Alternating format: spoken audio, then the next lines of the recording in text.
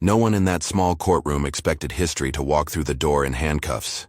But when 53-year-old Elijah Rowe, a quiet black man with tired eyes and calloused hands, was dragged in wearing county blues, the whispers began. The judge didn't know. The prosecution didn't know. Even the cops who arrested him had no idea. They thought he was just another washed-up veteran.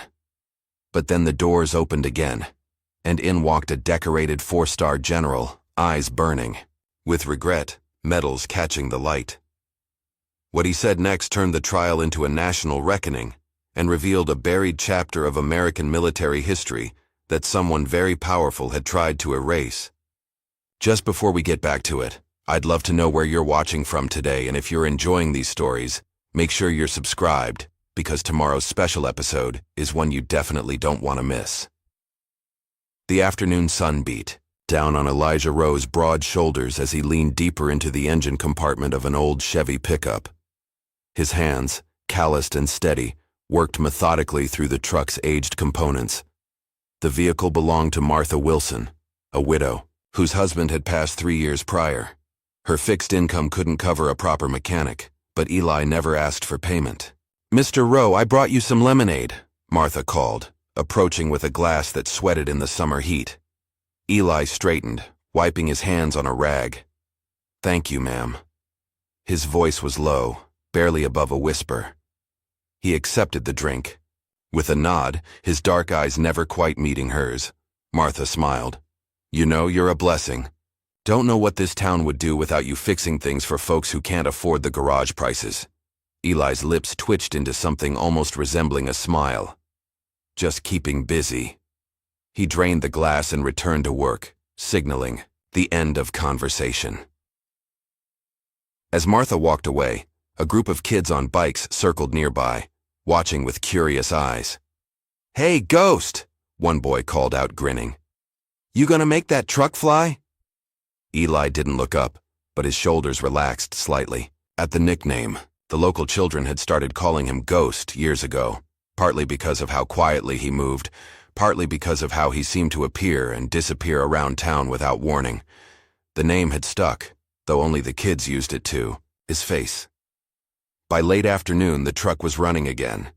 Eli closed the hood with a solid thunk and started walking toward Miller's Diner on Main Street. His routine rarely varied: fix things during the day, eat at Miller's in the evening, return to his small house on the outskirts of town by nightfall. The diner's bell jingled as he entered. Conversation dimmed momentarily as heads turned, then resumed. Eli slid into his usual booth by the window, ordered his usual black coffee and meatloaf special, and sat in silence. 20 minutes into his meal, the diner's door swung open violently. A red-faced white man in his 40s stumbled in, reeking of alcohol. Behind him, hovering uncertainly in the doorway, stood an older man in weathered fatigues with a patchy beard. "Get lost, you bum!" the drunk man shouted, turning to the doorway. "Nobody wants your kind begging around here." The man in fatigues flinched. His hands trembled as he clutched a faded veteran's cap. "I just wanted a cup of coffee," the veteran mumbled. "I got money." "Yeah, right," the drunk sneered, pushing the veteran back. "Go sleep it off under a bridge." The diner fell silent. Eli watched, his fork suspended halfway to his mouth.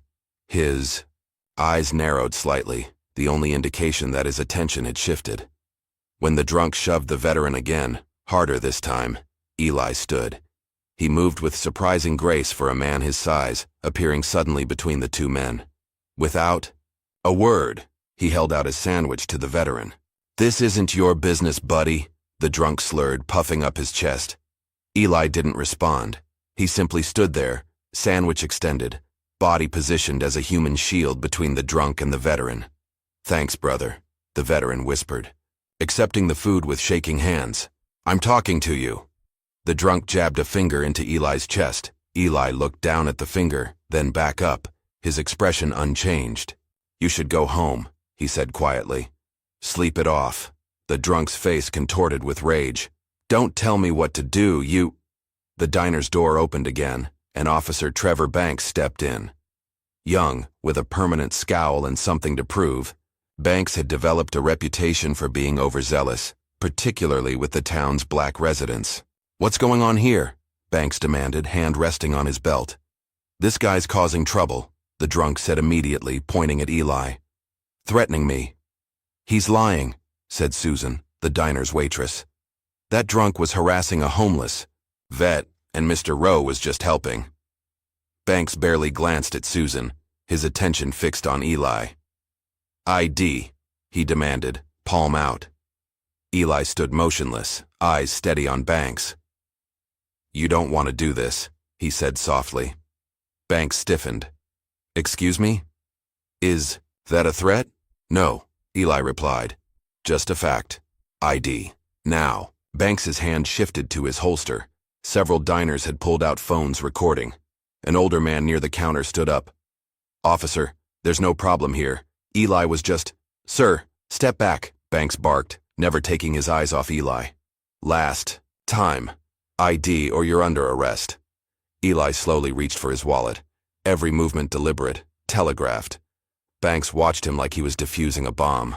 "On second thought," Banks said, "I need you to get on the ground, hands where I can see them." A murmur rippled through the diner. Eli hesitated, looking around at the growing crowd. Children pressed their faces against the window from outside. For a moment, indecision flickered across his face, the first real emotion he'd shown. "Now!" Banks shouted, drawing his weapon. Eli dropped to his knees, then lay flat on his stomach. As Banks roughly applied handcuffs, a man at the counter, a veteran with a Vietnam War cap, stared at Eli with dawning recognition.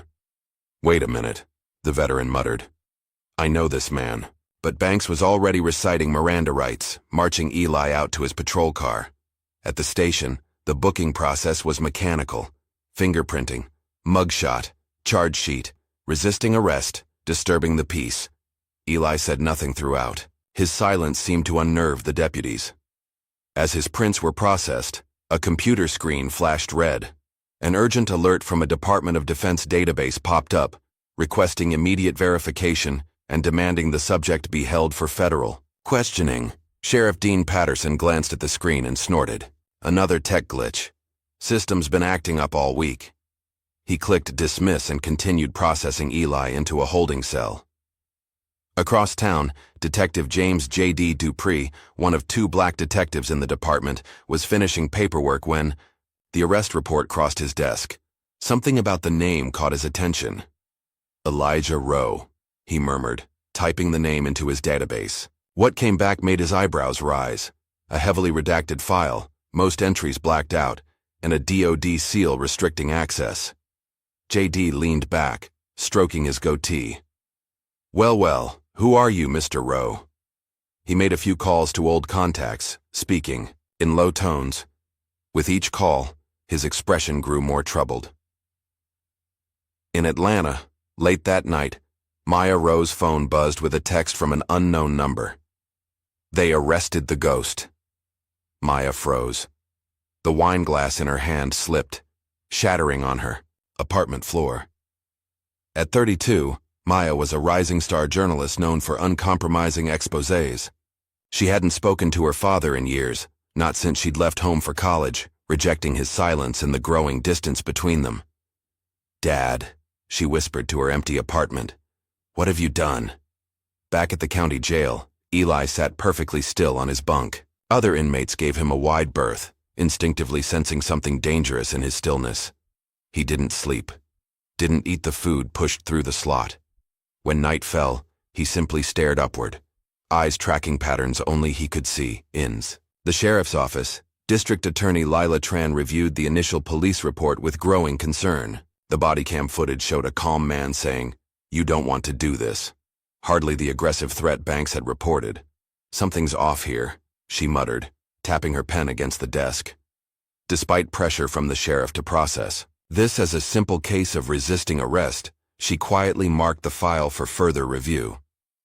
What none of them knew was that Eli's fingerprints had triggered more than just a DOD alert. Across the country, urgent meetings were being called, and a storm was building that would soon break over their small town.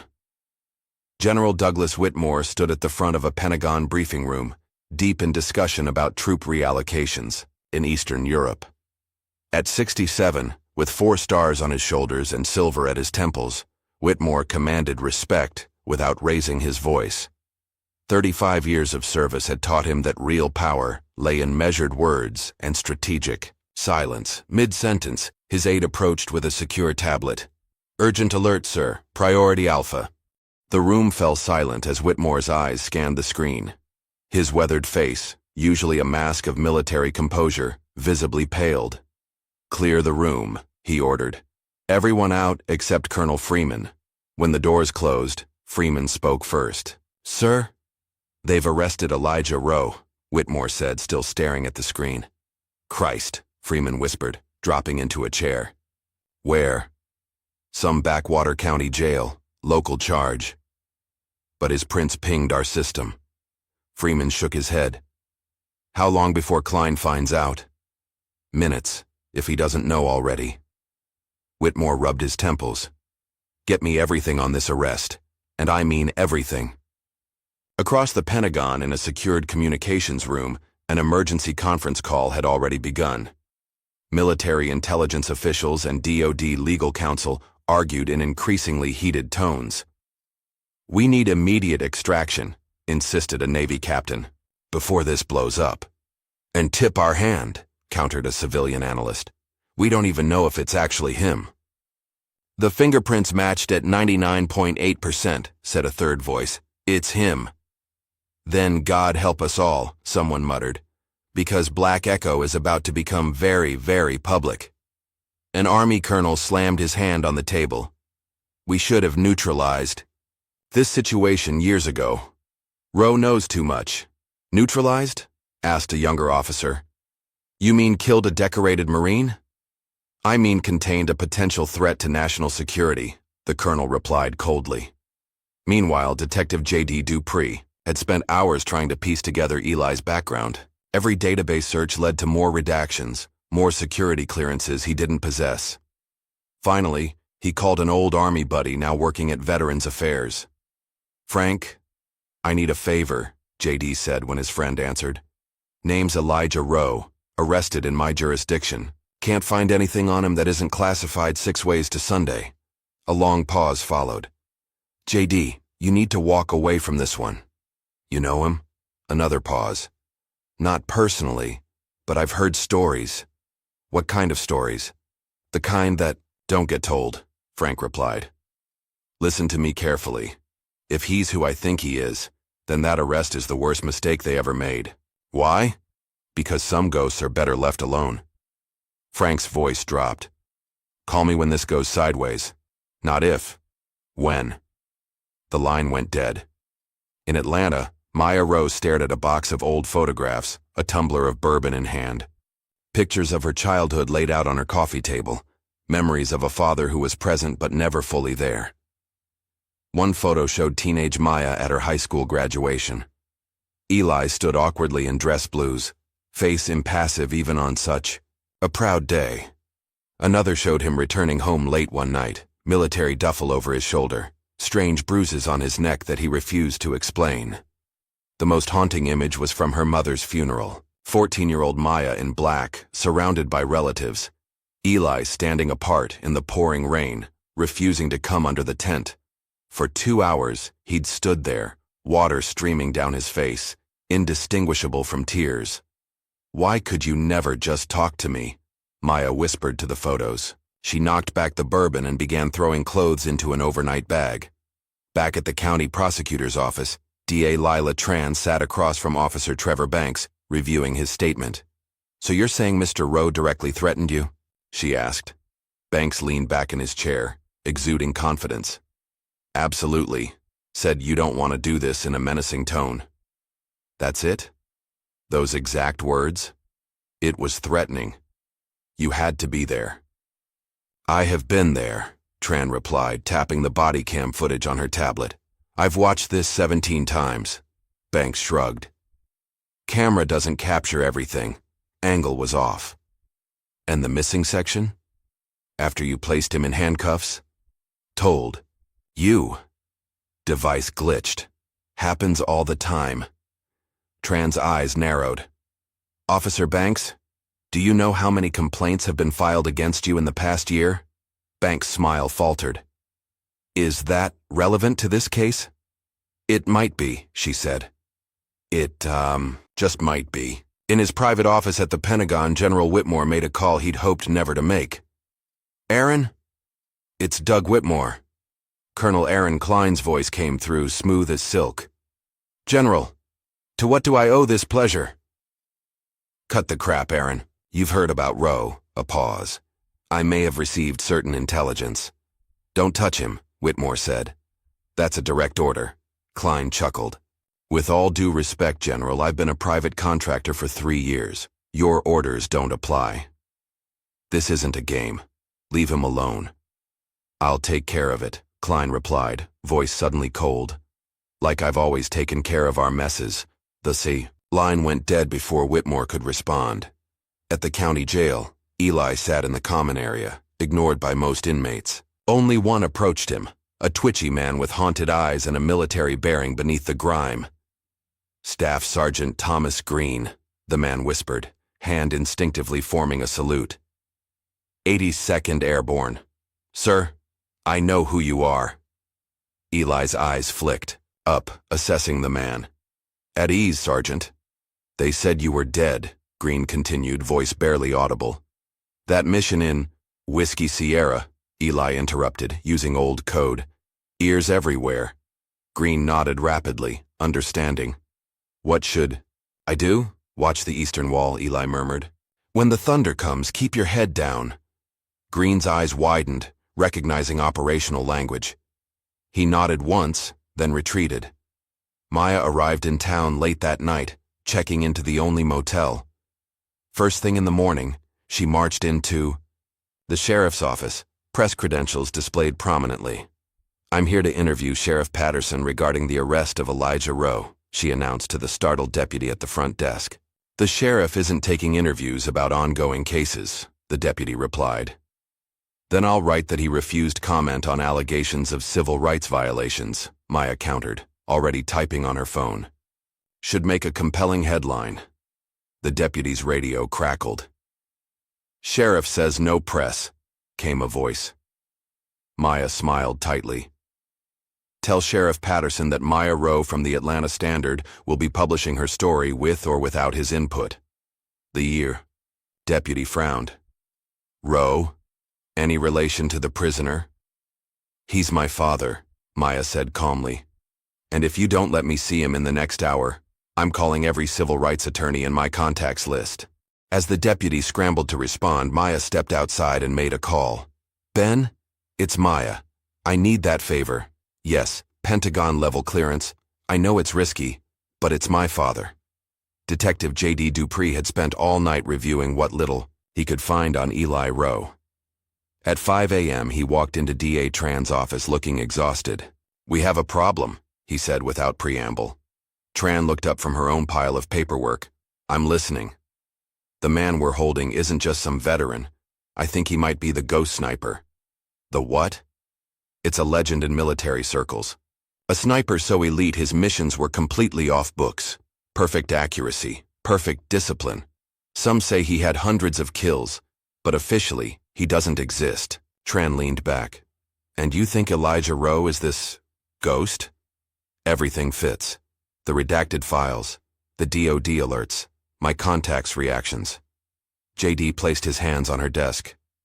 Lila, if this is the ghost sniper I think it is, then you're sitting on a time bomb, and we all better start running or start digging. You believe he's dangerous? I believe people will do dangerous things to keep him quiet. J.D. glanced at the window. And they're already here. Outside the sheriff's office, a black SUV with government plates had parked across the street. 2 men in suits sat inside, watching the building. That night, as the jail settled into darkness, the security cameras flickered briefly. Had anyone been watching the monitors, they would have seen a millisecond of static before the system resumed normal operation. But the system wasn't normal anymore. Someone was now watching through those cameras, studying every angle of Eli Rowe's cell, analyzing every movement of the jail staff. The pieces were in motion, the board was set, and a storm was brewing that would soon break over the quiet town. washing away the foundations of secrets built on decades of silence. Eli Rowe, the ghost, sat motionless on his bunk, eyes open in the darkness. Waiting. Always waiting. The Alabama heat pressed down like a weighted blanket as Maya Rowe parked outside Pete's roadside bar. A neon beer sign flickered in the window, struggling against the midday sun. This was her third stop on a journey that had taken her across 3 states in 2 days. Inside, the bar was nearly empty. A few scattered patrons nursed drinks in dark corners, while ceiling fans pushed around stale air. Maya spotted her target, immediately. A heavyset man with a Marine Corps tattoo visible beneath his rolled-up sleeve. "Mark Willis?" she asked, sliding onto the bar stool beside him. The man looked up, suspicious. "Who's asking?"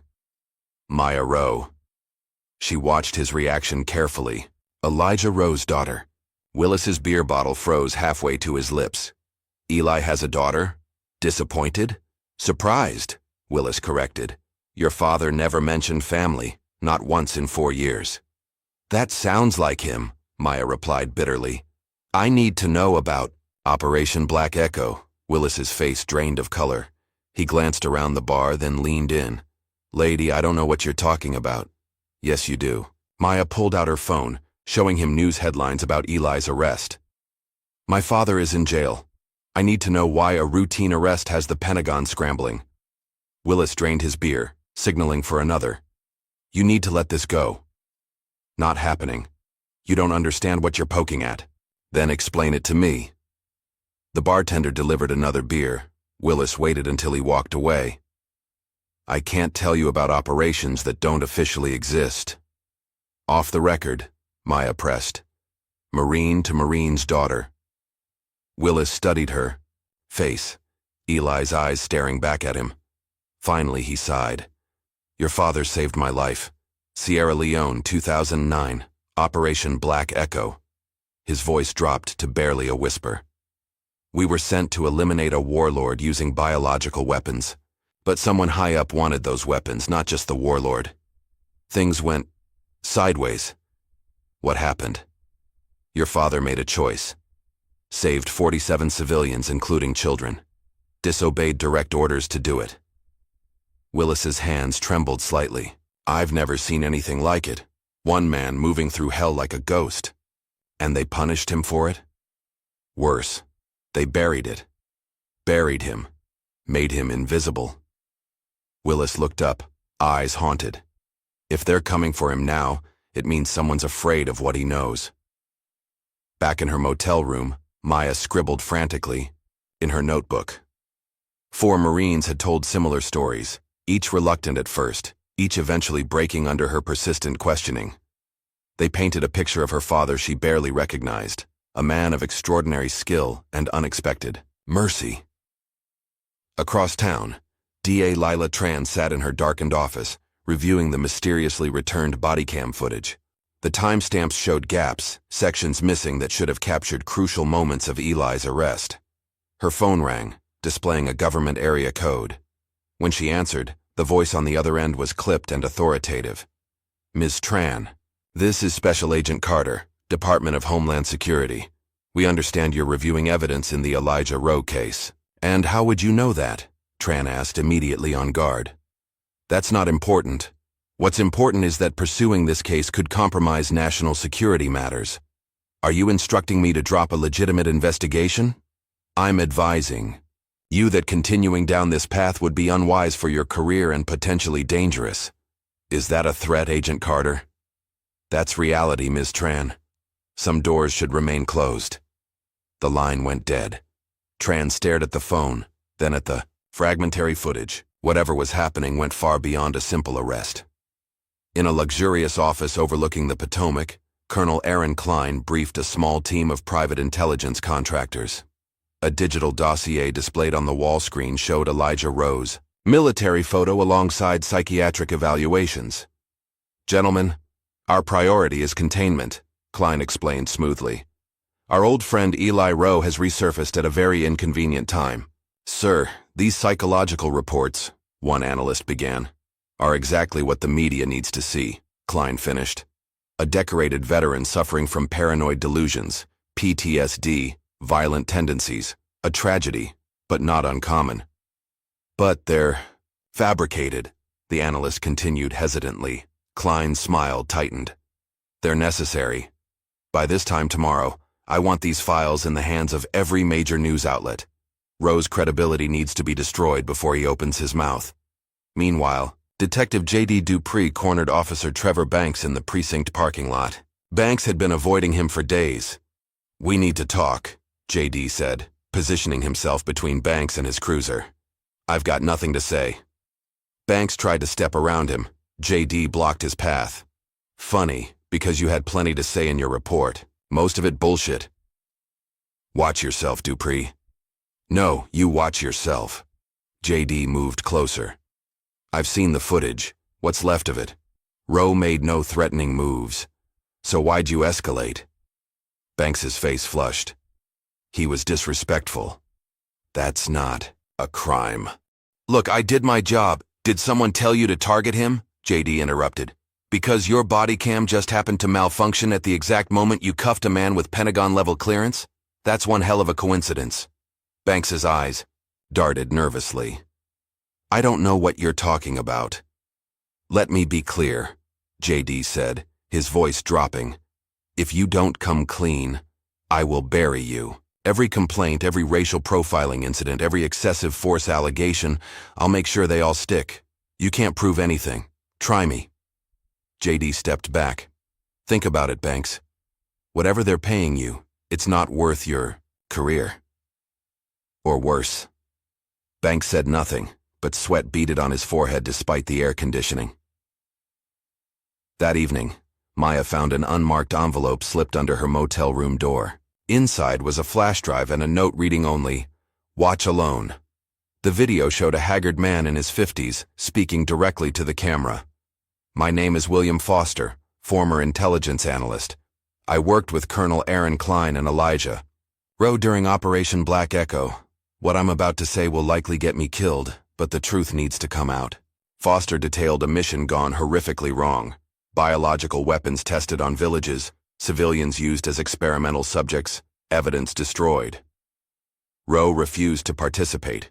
He went rogue, saved who he could. Klein never forgave him for exposing the operation's true purpose. The video ended with Foster looking nervously over his shoulder. "If you're watching this, I'm probably already dead. They monitor everything. Klein has connections everywhere. Tell Rowe.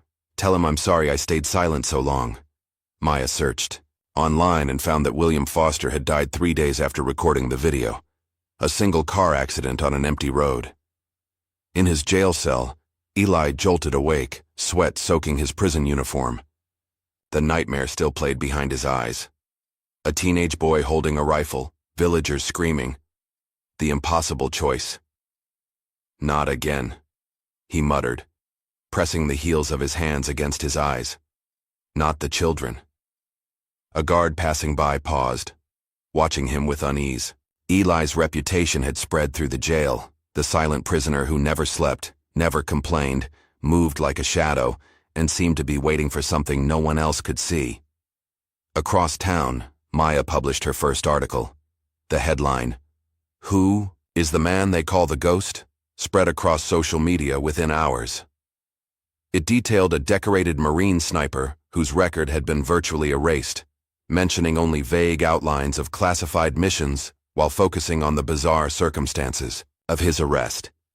By evening, a small group of protesters had gathered outside the jail, veterans, mostly, holding signs reading "Free Eli Rowe" and "Hero Not Criminal." Maya finally secured permission to visit her father. 15 years of silence stretched between them as she sat across the visitation room table. Neither spoke for a long moment. "You look good," Eli finally said, his voice rough from disuse. "You look terrible," Maya replied. A ghost of a smile crossed his face. "Fair enough. Why did you never call?" 15 years, Dad. Not even a birthday card." Eli's eyes, so much like her own, held steady. "It was safer that way." "For who?" "You. For you." He leaned forward slightly. "Some wars don't end, Maya. Some enemies don't forget. That's not good enough. Anger welled up, years of abandonment, crystallizing. Mom died and you just checked out like you chose war over us. I chose silence, Eli corrected softly. So you could live a life without looking over your shoulder. Maya blinked back unexpected tears. Well, I'm looking now. And I'm not stopping until I know everything. As Maya left the jail, she didn't notice the motel clerk watching her, or how he immediately made a call once she was out of sight. That night, a nondescript sedan pulled into town. The driver, an elderly man in civilian clothes, checked into the same motel as Maya, requesting a room with a view of the street. General Douglas Whitmore, posing as a retired accountant, had decided that official channels were moving too slowly. He placed a sealed envelope addressed to District Attorney Lila Tran in the motel manager's hand, along with $200. Make sure this reaches her personally, tomorrow morning. Across town in the county jail, a new face appeared claiming to be Eli's court-appointed defender. The guards waved him through without checking credentials, a fatal mistake. In the interview room, the fake attorney placed his briefcase on the table. Mr. Rowe, I'm here to discuss your case. Eli's expression didn't change. No, you're not. The man smiled thinly. Perhaps we could speak privately. He gestured toward the camera in the corner. They can't hear us, Eli said. But they can see us. Unfortunate. The man's hand moved toward his briefcase. What happened next was so fast the camera barely captured it. Eli's hand shot across the table, immobilizing the man's wrist. In the same fluid motion, he rose and used his free hand to slam the man's head against the table. The briefcase clattered to the floor, revealing a syringe that rolled out. Guards rushed in to find Eli calmly seated while the fake attorney lay unconscious. He's not a lawyer, Eli told the stunned sheriff. Check his credentials, and that syringe. Later, as they led the still-dazed would-be assassin away, Eli delivered a message. Tell your people next time, send someone I didn't train. Maya's investigation exploded onto national news. Cable networks ran constant updates on the handcuffed hero story, showing drone footage of the small-town jail surrounded by growing crowds of protesters and media trucks. Officer Trevor Banks was placed on administrative leave pending investigation. His avoidance of cameras only fueled speculation about his role in the increasingly suspicious arrest. In her office, District Attorney Lila Tran drafted an emergency motion. Her legal assistant Rachel looked over her shoulder with concern. Emergency pretrial hearing? With a full media blackout? Rachel asked. The press will go ballistic. They'll survive, Tran replied, continuing to type. This case has security implications I can't ignore. The envelope from that military guy? Tran nodded, glancing at the classified documents General Whitmore had provided. They confirmed Eli's security clearance and hinted at the volatile truth about operations in Sierra Leone and Afghanistan, just enough to convince her this case went far beyond her jurisdiction. We need enhanced security for the hearing too, Tran added. After that assassination attempt, I'm not taking chances. In a secured hotel conference room, General Whitmore met with Tran that afternoon. Hotel security, reinforced by Whitmore's personal detail, guarded every entrance. Thank you for meeting me, Whitmore said, offering Tran a seat. I appreciate your discretion.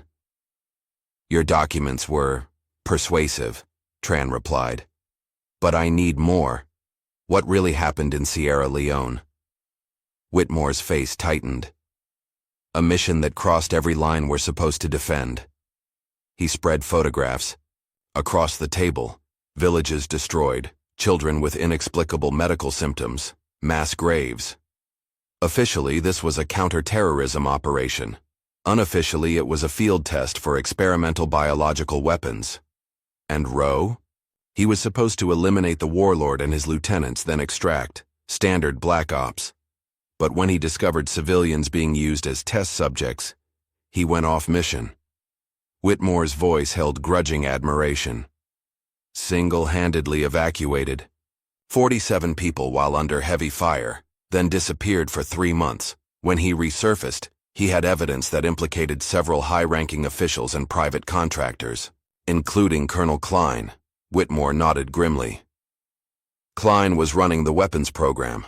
Rowe's evidence could have ended his career, possibly sent him to prison. Instead, there was a cover-up. Rowe was given a choice: silence and an honorable discharge or charges of treason. So he chose silence. For his family's sake, yes. Whitmore leaned forward. Ms. Tran, we need to protect him until the full truth can be exposed. People are still willing to kill to keep this buried. Across town, Detective J.D. Dupree had spent days reviewing security footage from businesses near the diner where Eli was arrested. Finally, at Thompson's Hardware, he found what he needed: a clear external camera angle showing the entire confrontation. The footage contradicted Banks's report entirely.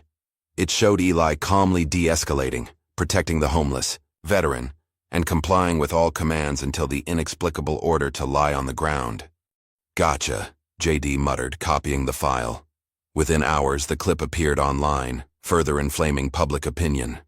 Meanwhile, Maya had enlisted her ex-boyfriend, a skilled hacker named Luke Thompson, to help access sealed records about Operation Black Echo.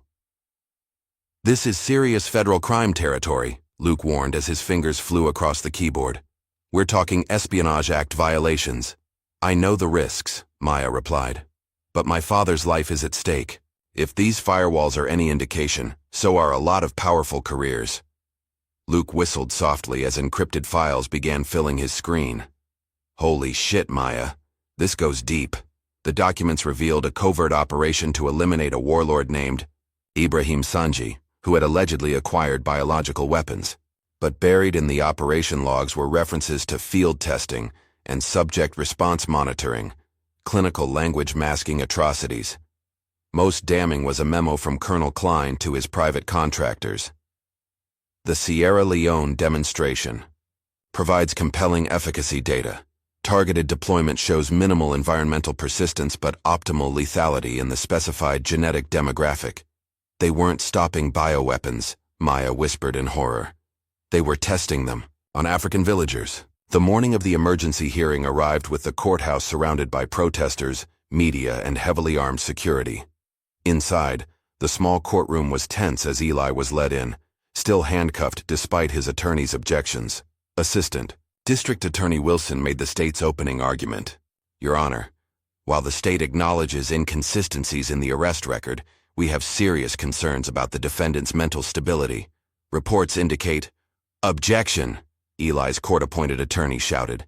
These supposed reports have mysteriously appeared overnight with no verifiable sources. They're clearly fabricated. From the gallery, Maya stood up. Your Honor, I have evidence that directly contradicts the prosecution's claims. The judge banged his gavel. Ms. Rowe, you are not recognized by this court. These are DOD records. Maya held up a folder. They prove my father was following orders in a classified operation when— Bailiff, remove her if she speaks again, the judge ordered. The courtroom doors swung open. A tall figure in full military dress uniform walked down the center aisle. 4 stars gleamed on his shoulders. The room fell silent. Your Honor, General Whitmore said, his voice carrying effortlessly, I request permission to address this court regarding matters of national security. The judge stared, momentarily speechless. Cameras flashed despite the court's ban on photography. And you are? General Douglas Whitmore, United States Army. I have direct knowledge of Staff Sergeant Elijah Rowe's service and the classified operations relevant to this case. The judge glanced nervously at the packed gallery, then at the prosecutors huddled in urgent whispers. This is highly irregular, General. So is holding a decorated Marine on trumped-up charges to silence him, Whitmore replied evenly. After a tense conference at the bench, the judge reluctantly allowed Whitmore to testify. The general stood before the court, his bearing commanding, even before he spoke. Staff Sergeant Elijah Rowe served under my command for 7 years, he began. During that time, he completed 14 deep-cover operations, all highly classified. His actions directly prevented multiple terrorist plots from reaching American soil. The courtroom was utterly silent. In 2009, Sergeant Rowe was deployed. to Sierra Leone on Operation Black Echo. His mission parameters were exceeded when he discovered civilians being used as test subjects for experimental weapons. Rather than follow orders to eliminate witnesses, he chose to save innocent lives at great personal risk. Whitmore turned to face Eli directly. His actions represented the highest ideals of our military, even when those above him failed to uphold those same ideals. In his office overlooking the Potomac, Colonel Klein watched the live stream with growing rage. His carefully constructed narrative was unraveling on national television. He punched a button on his desk intercom. "Get me a press conference. Now. And contact our media assets. I want General Whitmore's mental competence questioned on every network." Within the hour, Klein stood before a hastily assembled press corps. It pains me to say this about a decorated officer, but General Whitmore's cognitive decline has been a concern for some time. His statements today represent a troubling fabrication, possibly the result of memory issues, possibly something more deliberate. As reporters shouted questions, Klein continued smoothly. "I worked with Sergeant Rowe. While his service was commendable, his post-deployment psychological evaluations showed concerning patterns of paranoia and confabulation. These are common but tragic consequences of combat stress." Back in the courtroom, Whitmore's testimony had concluded. The judge, visibly conflicted, called a brief recess to consider the extraordinary circumstances. When court resumed, his decision was terse.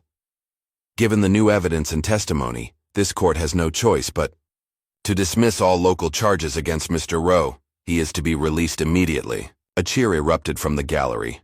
Maya rushed forward as deputies removed Eli's handcuffs. For the first time in years, father and daughter embraced. The celebration was short-lived. Just as they turned to leave, two men in dark suits entered. Through a side door. "Elijah Rowe?" one called out. "Federal agents, we have a warrant for your arrest for unauthorized disclosure of classified information in violation of the Espionage Act." Maya screamed as the agents moved forward with new handcuffs. Whitmore slammed his fist on the defense table, face contorted with fury. "This is outrageous," he shouted. "I'm calling the Secretary of Defense."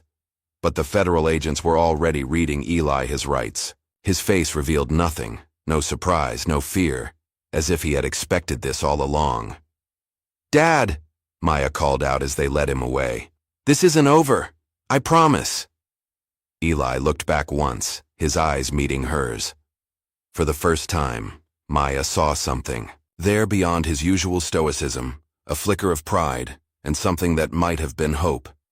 As the courtroom erupted in chaos, JD grabbed Maya's arm. "They're taking him to a federal holding facility, but this is just the beginning." "Of what?" she asked, watching her father disappear through the door.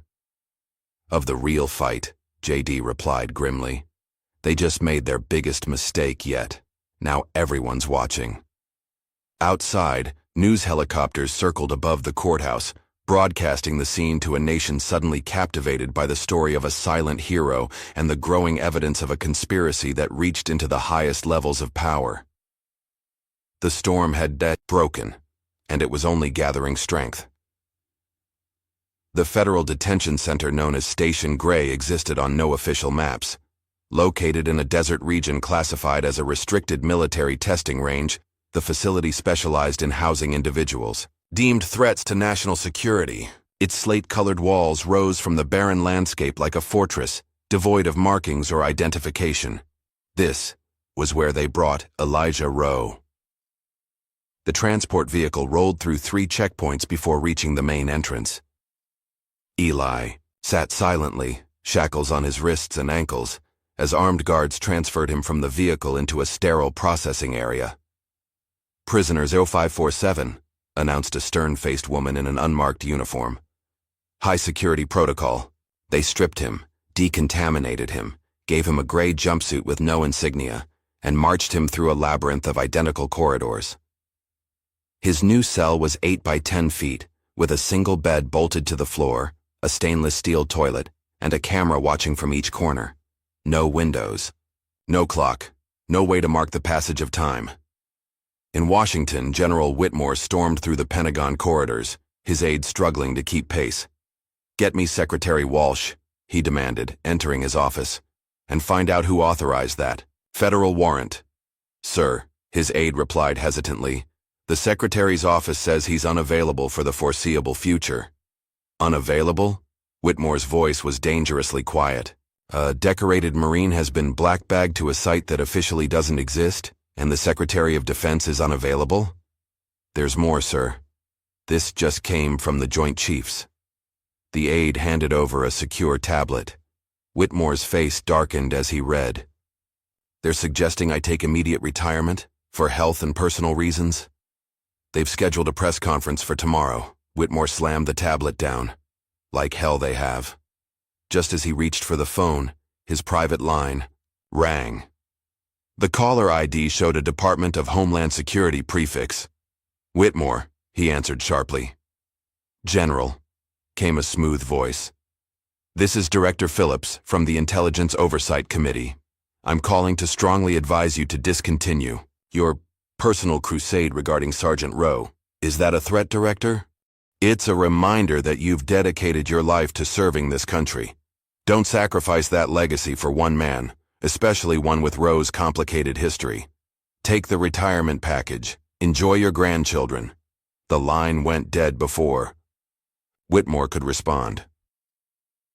In Atlanta, Maya sat in her empty apartment, surrounded by empty coffee cups and scattered notes. 3 days since her father's second arrest, and she'd hit nothing but walls. Her editor had pulled her from the story due to personal involvement. Her calls to federal agencies went unreturned. Even her most reliable sources had gone silent. Her phone rang, displaying JD's number. Anything? She asked immediately. Nothing good, JD replied. Your dad's not in any federal facility I can access. It's like he vanished. That's impossible. They can't just disappear a U.S. citizen. Tell that to the people who took him. A pause. Maya, I got a visit today. 2 men in suits, no identification. They knew everything about me. My mortgage, my ex-wife's address, my son's school. They didn't make direct threats, but the message was clear. Maya closed her eyes. I'm sorry, JD. Don't be. This just tells me we're onto something big. His voice dropped. I found something else. A letter your father left with his personal effects at the county jail. Addressed to you. What does it say? I don't know. I'm looking at it right now. Sealed envelope. Want me to open it? No, Maya said quickly. I'll drive down tonight. 3 hours later, Maya sat in JD's car outside a 24-hour diner, the envelope trembling in her hands. Inside was a single sheet of paper with one line of text. When the system is broken, don't beg. Break the silence. Below the words were a series of numbers that made no immediate sense. Coordinates? JD suggested. Maybe. Maya stared at them. Or a code. Or account numbers. We need help deciphering this. What's your next move? I need someone who can navigate systems most people can't access. JD hesitated. I might know someone, but she doesn't come cheap, and she doesn't exactly work within legal boundaries.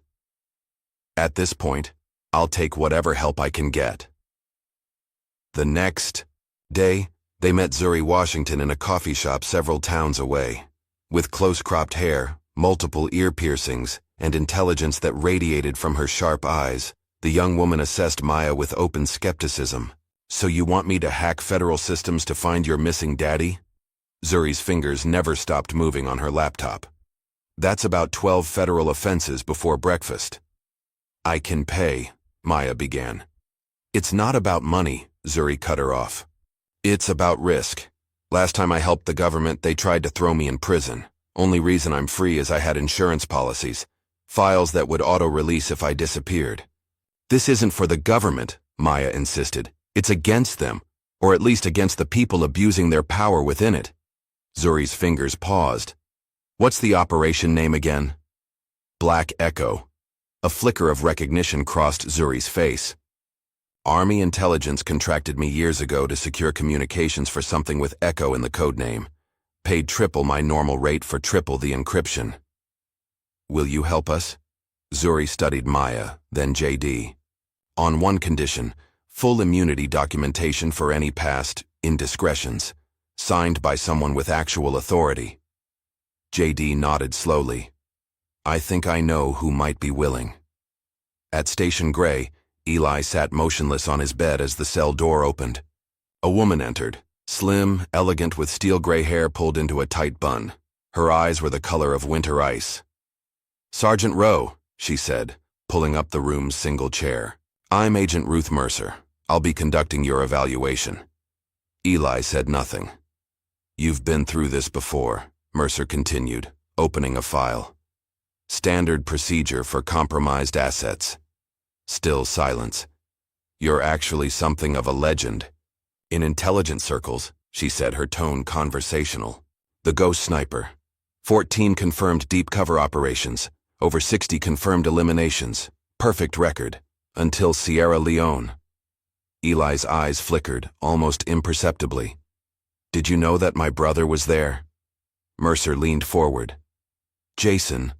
Mercer, field operative. He died when the extraction team you abandoned got ambushed. There was no extraction team, Eli said, his voice rough from disuse. So he speaks.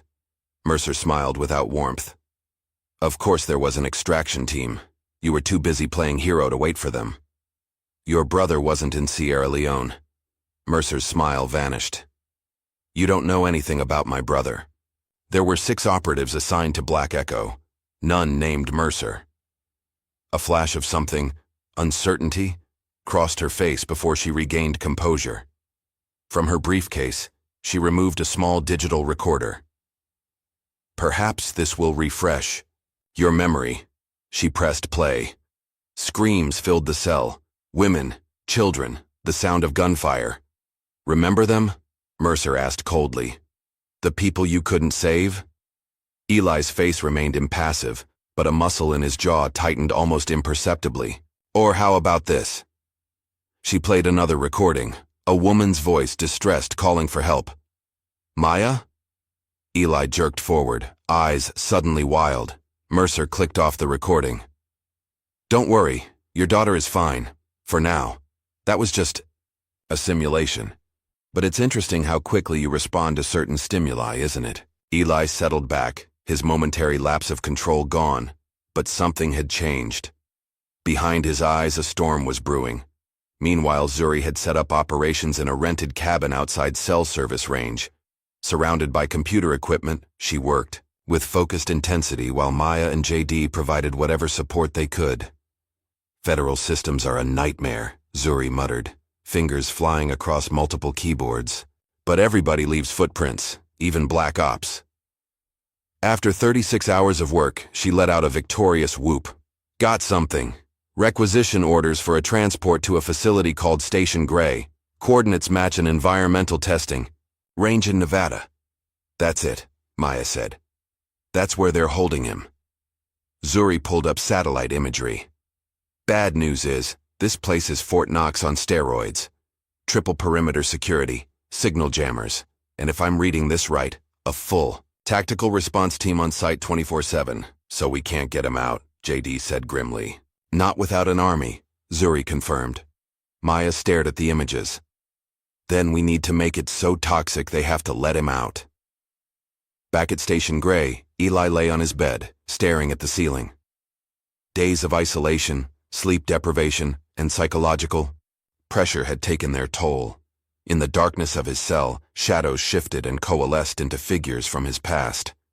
He saw the faces of men he'd killed, women he'd failed to save, children caught in crossfire. And one face in particular, a young girl in Sierra Leone, no more than 14, clutching a rifle nearly as tall as herself.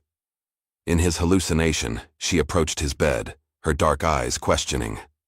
Why did you let me go? She asked. Why did you disobey? Eli closed his eyes, but the visions continued. You were a child, he whispered to the empty room. Just a child. In his mind, he was back in the compound in Sierra Leone. The mission: eliminate the warlord Kosa and all his lieutenants, including his teenage soldiers. But when Eli had his rifle trained on the young girl, the last surviving fighter after his assault, he couldn't pull the trigger. Instead, he'd lowered his weapon, given her water, and told her to run. That choice had changed everything.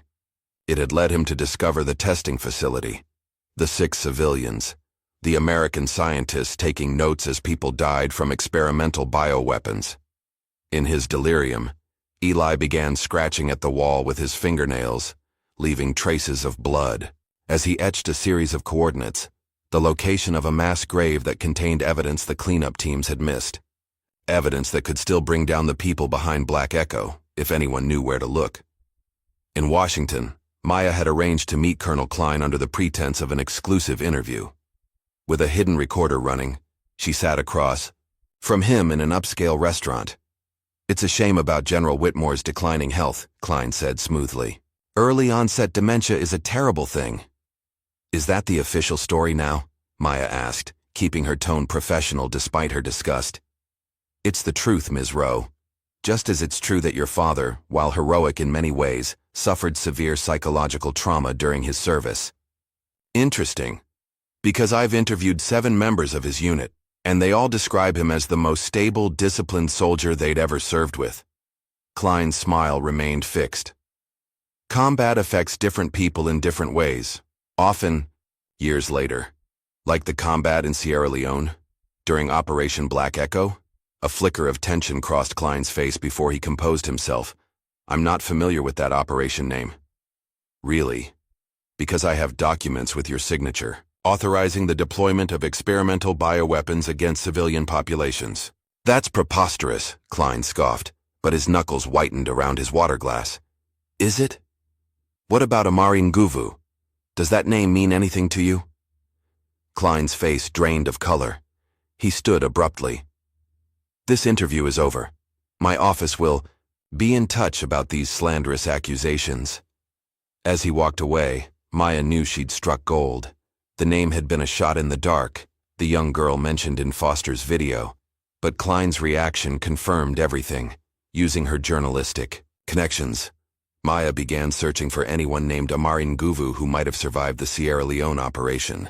It seemed impossible after 15 years, but 3 days later, she found a match. A human rights attorney working at the International Criminal Court, originally from Sierra Leone. Zuri, meanwhile, had performed what she called the most beautiful hack of my career, a brief surgical intrusion into the Pentagon's live communication system that captured 45 seconds of an encrypted video conference. It took her days to decrypt the footage, but what it revealed changed everything. They weren't just testing bioweapons, she explained, showing Maya and JD the decrypted video. They were developing ethnically targeted pathogens designed to affect specific genetic markers found predominantly in certain populations. "War crimes," JD said flatly. "Worse. Preparation for genocide." Zuri pointed to a familiar face in the footage. "And look who's giving the presentation on field test efficacy." Klein. At Station Gray, Eli's condition deteriorated. During a particularly intense interrogation session, he collapsed, his body finally giving out after days of resistance. The facility medic, conducting a routine scan, frowned at his findings. "This man has multiple healed injuries consistent with battlefield trauma," he reported to Mercer. "Ribs broken and rebroken at least 3 times, evidence of shrapnel wounds across his back, stress fractures in both legs consistent with forced marches under heavy load." "Your point?" Mercer asked coldly. "My point is that this is consistent with his service record, not with someone manufacturing a story. These injuries tell a history of extraordinary service and suffering." Mercer dismissed the medic, but his words had planted a seed of doubt. That night, she reviewed Foster's video testimony, comparing it with the official reports. The discrepancies were too significant to ignore. When she allowed Eli to watch a news report showing Maya and a woman identified as Amari Nguvu announcing a press conference, she saw something she hadn't expected. A single tear tracking down his stoic face. "Your wife died while you were deployed, didn't she?" Mercer asked, her voice softer than before. Eli nodded once. "And you never forgave yourself for not being there?" "I was following orders," he whispered, "serving my country." "While they used you for their own agenda," Mercer stood abruptly. "Get some rest, Sergeant. Tomorrow will be difficult." In his secure compound outside Washington, Klein watched the announcement of the upcoming press conference with mounting panic. Maya rose, standing beside Amari Nguvu, the living embodiment of his greatest mistake, threatened everything he'd built. Neutralize the problem, he ordered his head of security. Make it look like an accident during transport. Sir, the media spotlight is intense right now, the man cautioned. I don't care. This ends now. Klein turned to his computer, drafting orders for Eli's immediate transfer from Station Gray, a transfer that would end with a tragic escape attempt. What Klein didn't know was that Zuri had placed a monitoring algorithm on his network. The moment the transfer orders were drafted, she received an alert. They're moving him, she told Maya urgently. Tomorrow morning, and based on the encrypted language, they don't plan for him to arrive. We need to stop that transport, JD said. We can't, Zuri replied. Not physically, but we can make it politically impossible. Her fingers flew across her keyboard. I'm releasing everything, right now. Every document, every video, every name. Maya nodded grimly. Do it. By dawn, the story had exploded. Every major news outlet ran breaking coverage of the Black Echo files. Thousands of classified documents detailing biological weapons testing, cover-ups, and the heroic actions of a Marine who had sacrificed his career to save innocent lives. Hashtags like Sound Free Eli Rowe and Black Eco Truth trended worldwide. Veterans groups organized protests outside federal buildings. Congressional representatives from both parties demanded answers. General Whitmore, who had refused the retirement package, leveraged his considerable influence to secure an emergency federal injunction against Eli's transfer. On the grounds of imminent danger to the prisoner, his attorney argued before a hastily convened federal judge, and substantial evidence of a conspiracy to silence a material witness to war crimes. The judge, reviewing the flood of documents now in the public domain, granted the injunction. At Station Gray, Mercer received the order to halt the transfer with visible relief. Something had shifted in her, a recognition that she'd been on the wrong side of history. When armed federal marshals arrived with transfer papers signed by the Attorney General himself, she personally escorted Eli to the exit, whispering, "I'm sorry about your wife," as they parted. Outside the facility, a crowd had gathered. Press, protesters, and in the front, Maya, standing beside General Whitmore and a dignified African woman, Amari Nguvu. Eli emerged from the building, squinting in the sunlight, thinner, stubbled, but unbowed. The crowd erupted in cheers as he descended the steps. Reporters shouted questions, cameras flashed, but Eli remained silent until he reached Maya. Father and daughter embraced tightly, years of distance dissolving in that moment. When he finally spoke, looking up at the sky, his voice carried clearly through the sudden hush. Now you see. Across town, JD was missing the reunion. Hours earlier, he'd been grabbed outside his apartment, beaten, and taken to an abandoned warehouse. Klein's men wanted to know what evidence remained unreleased, what insurance policies Zuri had established. Despite the pain, JD revealed nothing. You're too late, he told them through bloodied lips. It's all out there now. Everyone knows. The ETIAB lead interrogator, a former special ops soldier named Brock Taylor, grew increasingly frustrated. Klein says you're holding back, something about coordinates. Where are they? JD managed a pained smile. Who says there are coordinates? Taylor nodded to his associate, who delivered another blow to JD's already bruised ribs. We know Rowe passed something to his daughter. Numbers, locations. We need them. I don't know what you're talking about, JD gasped. Then maybe we need to ask the daughter directly, Taylor suggested. She's at Station Gray now, completely exposed. Fear flashed across JD's face before he could control it. She doesn't know anything. We'll see. Taylor checked his watch. You've got 1 hour to remember those coordinates, or we move on to Maya Rowe. Meanwhile, Zuri had been monitoring JD's phone GPS. When it remained stationary for over 3 hours in an industrial area, she knew something was wrong. His signal's coming from this warehouse district, she told Maya over a secure line after the Station Gray reunion. He's missed 3 check-ins. Klein's people, Maya said immediately. Dad, They've got JD. Eli's expression hardened. How many men does Whitmore have with him? 4. Private security, former special forces. Not enough. Eli turned to Whitmore. I need your team, and I need weapons. You just got released from federal custody, Whitmore cautioned. Another incident could... They have JD, Eli interrupted, and they'll come for Maya next. Whitmore hesitated only a moment before nodding. Andrews, get the gear from the trunk, full tactical kit. Within 30 minutes, Eli had transformed from recently released prisoner to combat operator. Dressed in black tactical gear, weapons checked with mechanical precision, he briefed the small rescue team with cold efficiency. 5 heat signatures. Inside the building. Zuri reported from her laptop, having hacked into the city's thermal imaging system. 4 moving, 1 stationary. That's probably JD. They'll expect a frontal assault, Eli told the team. We'll use their expectations against them. Andrews and Wilson create a diversion at the main entrance. Whitmore and I will enter through the roof access. Just like Kandahar, Whitmore said with a grim smile. Eli nodded once. Just like Kandahar. As the team prepared to move out, Maya grabbed her father's arm. I'm coming too. Absolutely not, Eli and Whitmore said simultaneously. He's in there. Because of me, Maya insisted. I won't sit here while you risk your lives. Eli looked at his daughter, really looked at her, and saw the determination that mirrored his own. You stay with Zuri in the vehicle, monitor communications. If anything goes wrong, you drive away immediately. Understood? Maya nodded reluctantly. Inside the warehouse, JD drifted in and out of consciousness. His face was swollen, ribs screaming with each breath. Taylor paced impatiently, checking his phone for updates. Klein says we're out of time, he announced. To his team.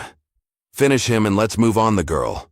One of the men raised a pistol to JD's head, just as the front door exploded inward. Andrews and Wilson stormed through the smoke, weapons firing, non-lethal rounds that created maximum chaos with minimal casualties.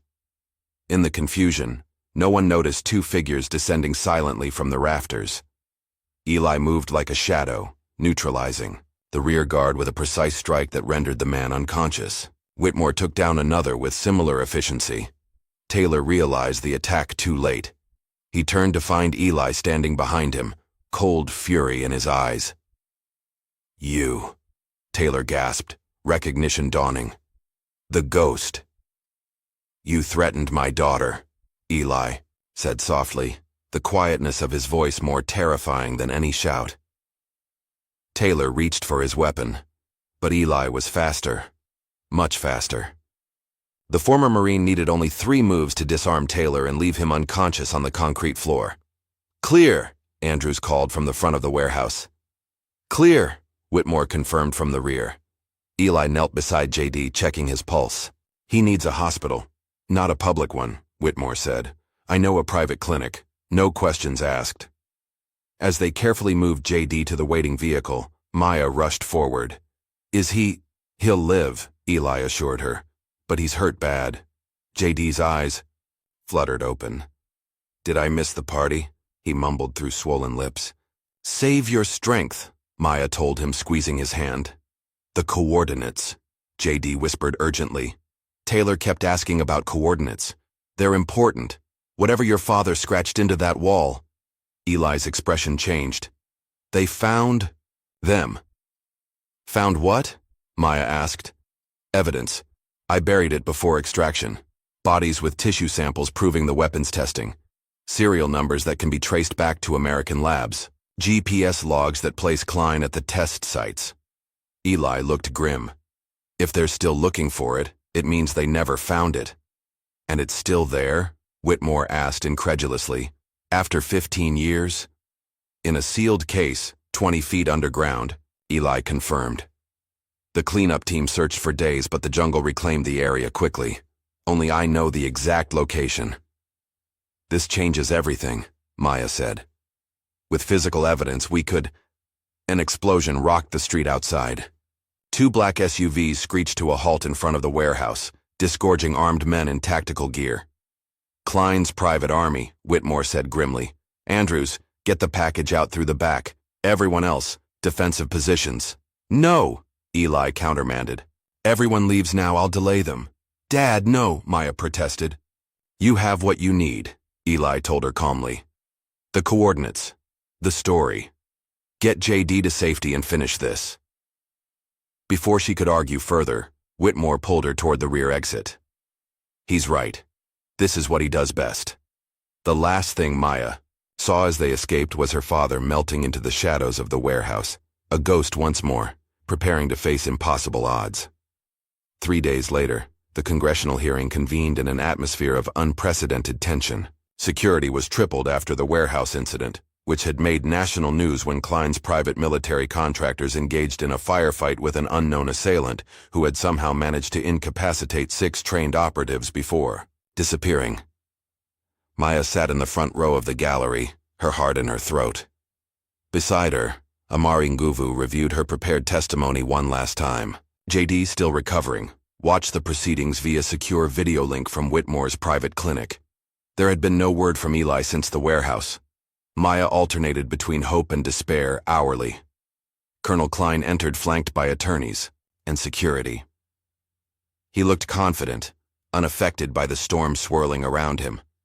His media campaign had been relentless, portraying Eli as mentally unstable, Whitmore as suffering cognitive decline, and the entire Black Echo narrative as a conspiracy theory. The committee chair called the hearing to order. Today we continue our investigation into allegations regarding Operation Black Echo and related classified activities.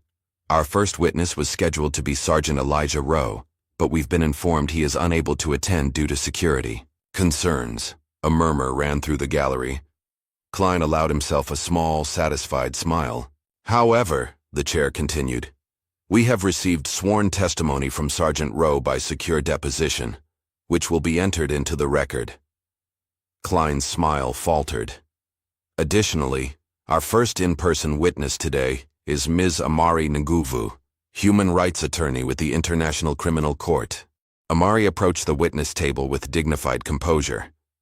After being sworn in, she faced the committee with unwavering gaze. Ms. Nguvu, began the chair, could you please tell the committee how you came to be involved in this matter? 15 years ago I was a child soldier in Sierra Leone, Amari said, her voice clear and steady. I was 14 years old, forcibly conscripted by the warlord Kosa after my family was killed. On April 17, 2009, an American soldier infiltrated our compound. He eliminated the adult fighters but spared the children. She paused, composing herself. That man was Sergeant Elijah Rowe. When he found me, I was the last one standing. I had a rifle pointed at him. He could have killed me, should have killed me according to his orders. Instead, he lowered his weapon, gave me his water, and told me to run. And what happened next prompted a committee member. I ran, but not far. I hid and watched. I saw Sergeant Rowe discover the testing facility in the valley beyond our compound. I saw him evacuate the villagers who were still alive. I saw him document everything before the helicopters came. Ms. Nguvu, you're now a human rights attorney. In your professional opinion, what was happening at that facility? War crimes, she said simply. Biological weapons tested on civilian populations. I've reviewed the evidence and compared it to similar cases I've prosecuted. The pattern is unmistakable. Klein leaned forward, whispering urgently to his attorney. The committee pressed on, asking Amari about specific details, corroborating them against Eli's deposition and the mountain of documents now in the public domain. Halfway through Amari's testimony, a commotion at the rear of the chamber drew all eyes. The doors opened to admit General Whitmore, and beside him, thin, bruised, but very much alive, Elijah Rowe. A collective gasp went up from the gallery. Maya's hand flew to her mouth, tears streaming down her face. Mr. Chairman, Whitmore announced, Sergeant Rowe has arrived to testify in person. Klein rose to his feet, face contorted in disbelief and rage. This is irregular. We had no notice. Sit down, Colonel, the chair ordered. The committee will hear Sergeant Rowe. As Abiwan, Eli moved toward the witness table. His eyes met Maya's. The ghost of a smile crossed his face before he turned to face the committee, ready at last to break 15 years of silence with the full, unvarnished truth. Behind him, on screens visible to the entire chamber, images appeared, freshly excavated, evidence from the coordinates Eli had remembered, retrieved by an international team of war crimes investigators. Physical proof that could not be denied, spun or buried again. The truth, at last, in the light of day. Across the chamber, Colonel Klein watched his carefully constructed world begin to crumble, the weight of exposed secrets finally too heavy to bear. The morning dawned crisp and clear as the gates of Station Gray opened for the last time.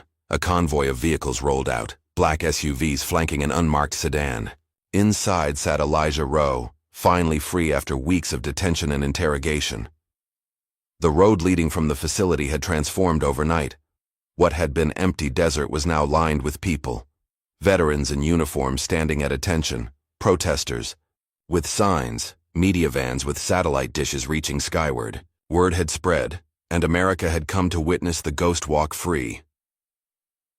The convoy slowed as it approached the improvised checkpoint where Maya stood with Amari Nguvu and General Whitmore. Secret Service agents had established a perimeter, keeping the crowds back, but allowing this small welcoming committee to approach. When the sedan door opened, Eli emerged, squinting into the sunlight. He wore simple civilian clothes, jeans and a button-down shirt that hung loose on his frame. Weeks of detention had left him thinner, his cheekbones more pronounced, but his posture remained military straight. Maya moved first, crossing the invisible boundary between them. For a moment they simply looked at each other, as if relearning familiar features. Then they embraced, his arms wrapping around her with careful gentleness, as though she might dissolve if he held too tight. "You're really free?" she whispered into his shoulder. "For now," he replied, his deep voice rough with emotion. Whitmore approached next, executing a formal salute that Eli returned with precision despite his civilian status. No words were needed between the men who had sacrificed so much. Lastly, Amari Nguvu stepped forward. The striking lawyer extended her hand, which Eli took in both of his. "The girl with the rifle," he said softly, recognition in his eyes. She nodded. "The man who showed mercy when he had every reason not to." Cameras clicked frantically, capturing the moment when the ghost finally stepped fully into the light. Someone shouted a question. "Sergeant Rowe, how does it feel to be free?" Eli gazed out at the gathered crowd, at the faces hungry for words, for explanation, for meaning. He had spent decades in silence, carrying burdens few could comprehend. Now the world waited for his voice. He looked up, eyes clear, and said simply, "Now you see." Those 3 words, broadcast across every network, became the rallying cry for what followed. Meanwhile, across state lines, Detective J.D. Dupree was fighting his own battle. After his rescue from Klein's men, he'd spent days in hospital recovering from broken ribs, a dislocated shoulder, and various contusions. The physical wounds were healing faster than the psychological ones. The warehouse where he'd been held contained evidence of other interrogations. People who hadn't been lucky enough to have friends looking for them. JD had insisted on being involved in the investigation despite his condition. "You need to rest," the doctor had told him. "I'll rest when Klein's entire network is dismantled," JD had replied. Now he sat in a safe house, surrounded by files and digital records, working with the FBI task force assigned to unraveling Klein's extensive operation. The work was difficult, the hours long, but every document connected another dot, revealed another accomplice. When the door opened unexpectedly, JD reached instinctively for his weapon before recognizing Maya and Zuri. "You're supposed to be at the press conference," he said, lowering his gun. "We wanted to see you first," Maya replied, embracing him carefully to avoid his injuries. "Dad's being debriefed by the DOJ. I have about 2 hours." Zuri hung back, eyeing the stacks of documents. "Amateur hour," she muttered, gesturing to the FBI's organized chaos. "I could have this digitized and cross-referenced in a day." "That's exactly why we're here," Maya said. "JD, we need your help.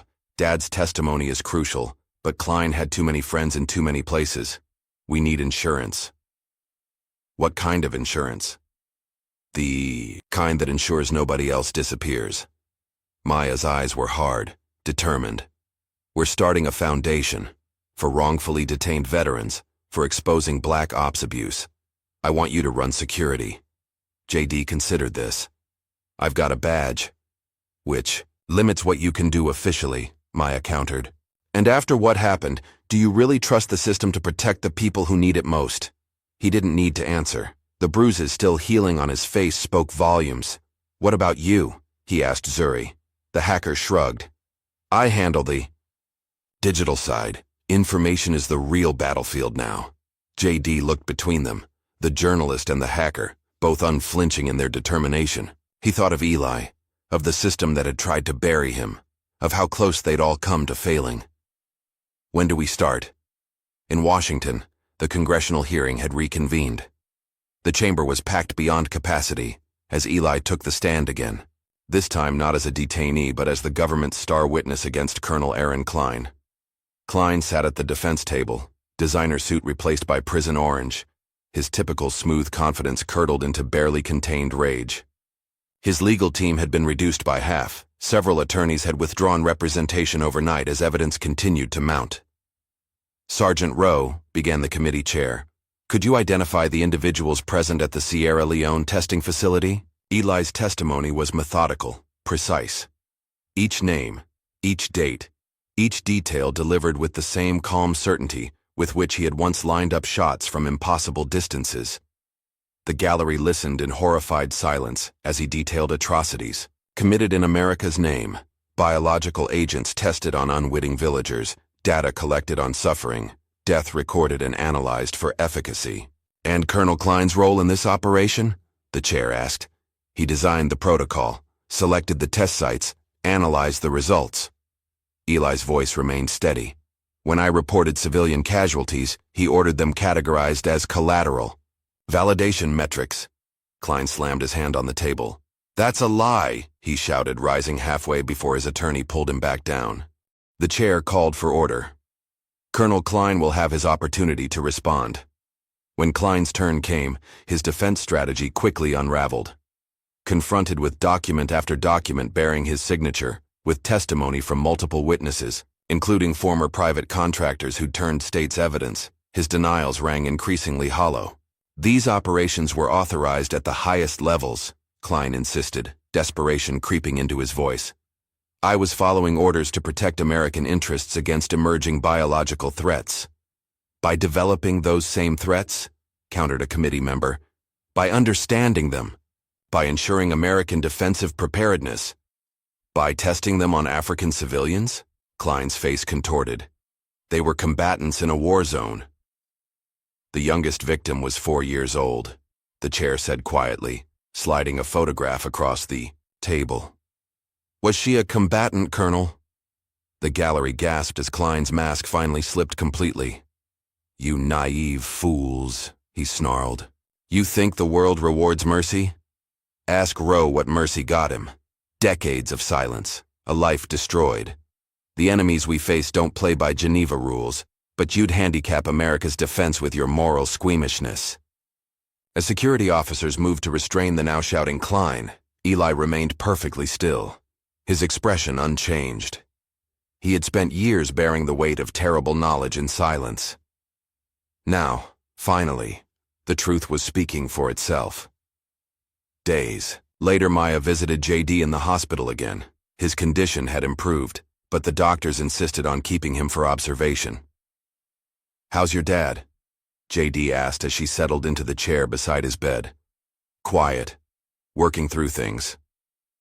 Maya smiled, faintly. Some habits don't change overnight. And the foundation? Taking shape.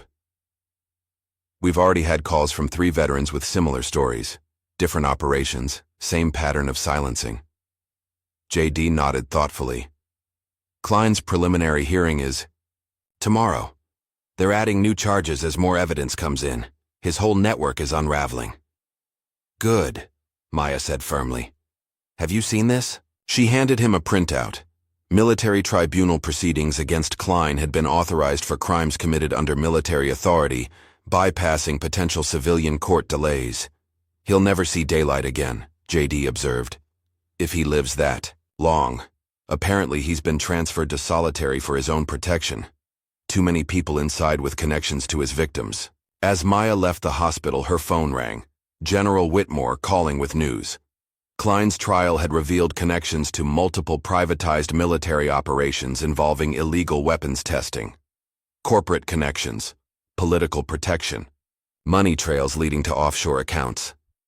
It's bigger than we thought, Whitmore told her. Much bigger. Can we prove it? With your father's testimony, yes, but it's dangerous, Maya. These people have resources, influence. We have the truth, she replied. And now, people are finally listening. In a quiet moment between testimonies and interviews, Eli and Maya sat in her apartment, sharing takeout Chinese food. The silence between them had transformed from a wall into a comfortable space where words weren't always necessary. What happens next? Maya finally asked, setting down her chopsticks. Eli considered the question. Justice, hopefully, for the people who didn't survive to see it. And for you? After all this is over? He looked out the window, to the city lights below. I don't know how to live without secrets anymore. You could try, Maya suggested gently. One day at a time, like the rest of us. Eli's lips curved in the barest suggestion of a smile. Maybe I could fix more trucks. Maya laughed, a genuine, surprised sound. Dad made a joke. Alert the media. Oh wait, I am the media. For the first time in years, Eli laughed too. A rusty sound, unpracticed but real. In that moment, father and daughter glimpsed a possible future where the past didn't define everything. Later that week, Agent Ruth Mercer approached a podium at the Department of Justice. Camera flashes illuminated her severe features as she formally announced her resignation. I have served this country for 22 years, she began, voice steady. I believed that service sometimes required moral compromise in pursuit of security. I was wrong. She detailed systemic failures that had enabled operations like Black Echo, the compartmentalization of information, the lack of oversight, the culture of unquestioning obedience. The institutions I served failed not only the victims of these operations but the American people whose values we claim to protect, she concluded. I cannot undo the harm my complicity caused, but I can ensure it never happens again. Within months, Mercer had joined a veterans advocacy group focused on PTSD and moral injury. Her insider knowledge of intelligence practices made her uniquely effective at navigating bureaucracy to secure health care and recognition for those the system had failed. As Klein's trial proceeded through the military justice system, a comprehensive documentary about Operation Black Echo was released. Produced by Maya's news organization, it featured testimony from survivors, witnesses, and government officials willing to speak on the record. Eli declined all interviews, but allowed his sworn testimony to be included.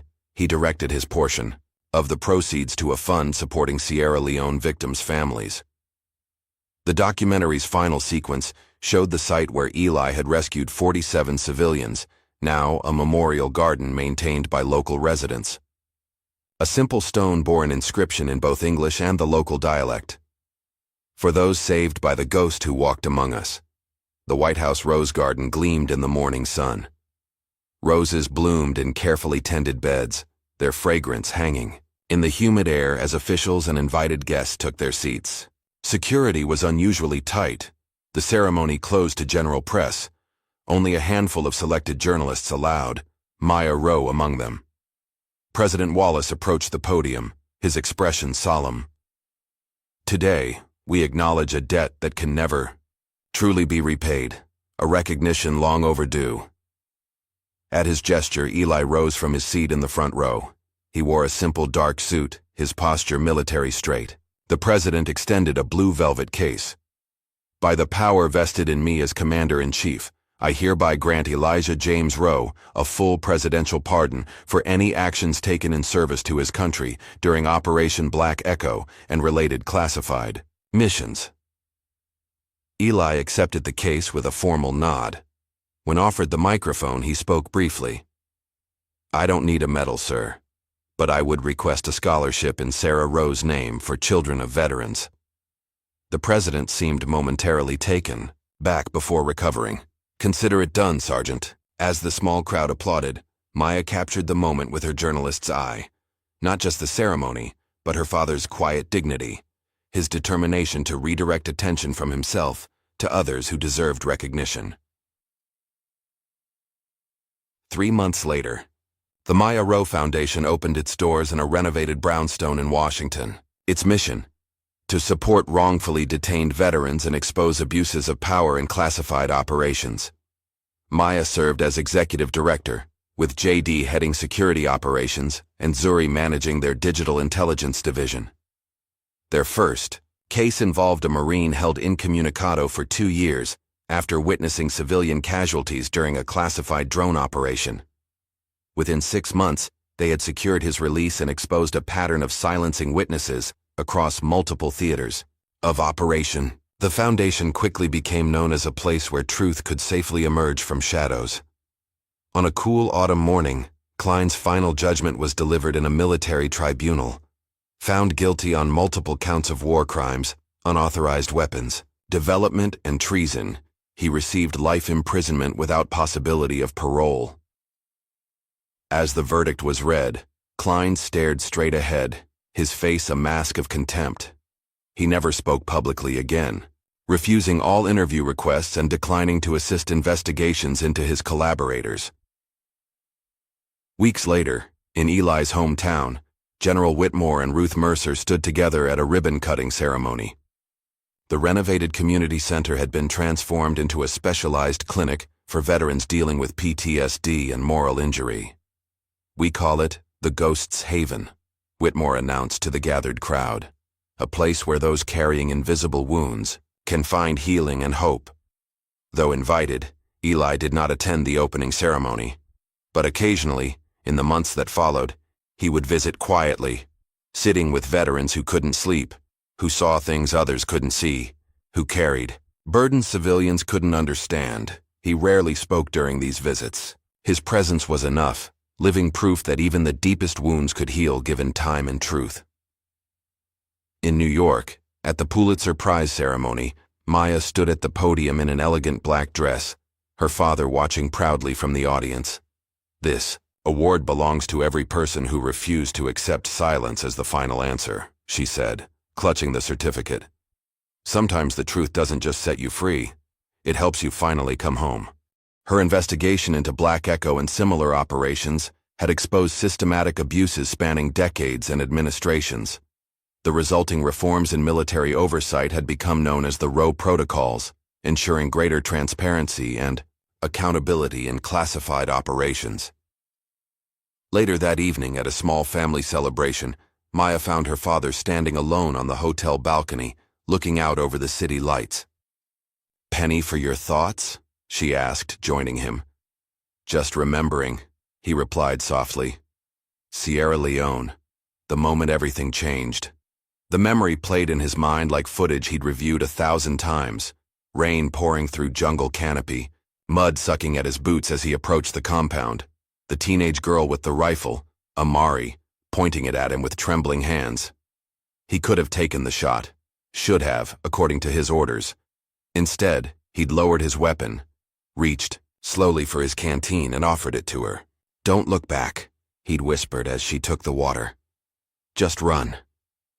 That choice, that moment of humanity in the midst of hell, had set everything in motion.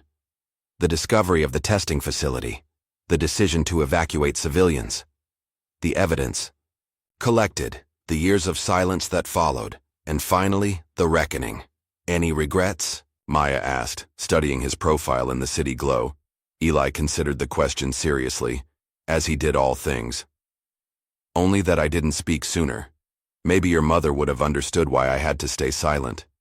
Maya touched his arm gently. "She knew you loved her, Dad." even when you couldn't explain why you were the way you were. In the office of the Foundation, Zuri monitored intelligence feeds with her typical intense focus. Something had triggered one of her algorithms, a pattern of encrypted communications using terminology similar to Black Echo protocols. The phrase Echo Reborn appeared in multiple intercepts from former associates of Klein, now operating in private military contracting. Whatever it was, it had begun accelerating after Klein's conviction, as if his imprisonment had been a signal rather than a deterrent. Zuri hesitated before alerting Maya. They had all earned some peace, but the truth didn't rest, and neither could those committed to protecting it. She saved the intercepts to a secure drive.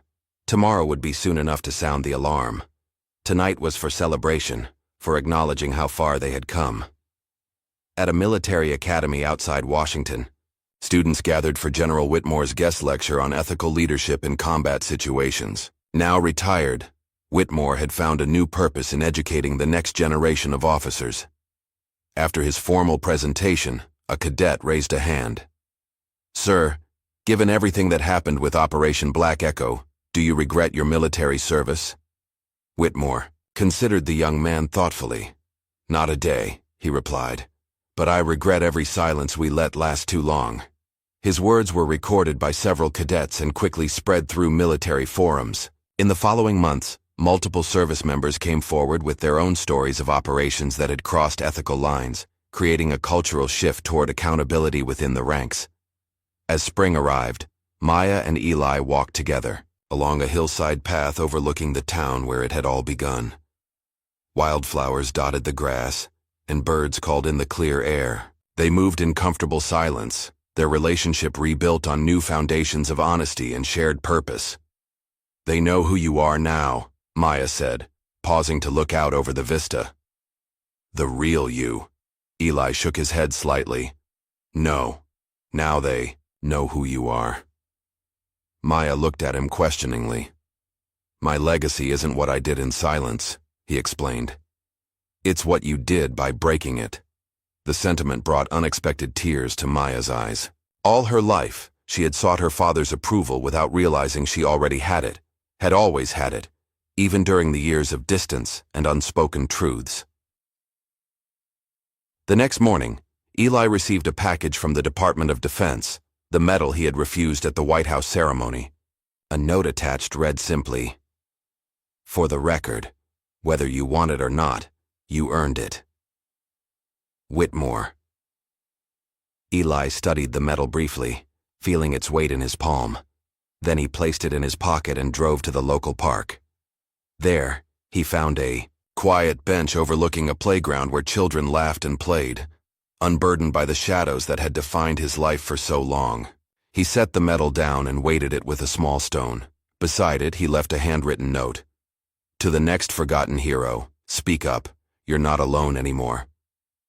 As he walked away, an elderly veteran approached the bench, noticed the medal, and read the note. The man looked up, scanning the park, but Eli was already gone, a ghost once more, but now by choice rather than necessity. Back at Martha Wilson's house, Eli resumed work on her perpetually troublesome truck.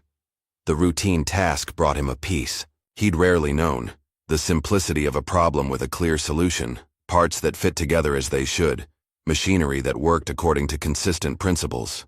"You're always welcome to dinner, Mr. Rowe," Martha called from her porch. "No need to eat alone every night." Eli straightened from the engine, wiped his hands on a rag, and did something that once would have been unthinkable. He smiled and said, "Thank you, I'd like that." In Washington, the Maya Rowe Foundation continued its work, case by case, truth by truth, building a legacy of accountability where silence had once reigned. On Maya's desk sat a framed photograph, Eli and Sarah on their wedding day, young and hopeful, before secrets had carved chasms between them. Beside it rested a more recent image, Maya, Eli, and Amari Nguvu, with her son, little Elijah, at the opening of a school in Sierra Leone built with foundation funds. In the photo, Eli knelt at the boy's level, showing him how to hold a camera rather than a weapon, teaching him to capture truth rather than end it. and on the walls of the Foundation's main conference room hung a simple plaque bearing the words that had launched their mission. The 3 words Eli had spoken when he finally emerged from the shadows into the light of truth. Now you see. What would you have done if the hero they arrested looked nothing like the one you imagined? If this story moved you, don't forget to like, subscribe, and share for more powerful stories that reveal the truth behind the silence.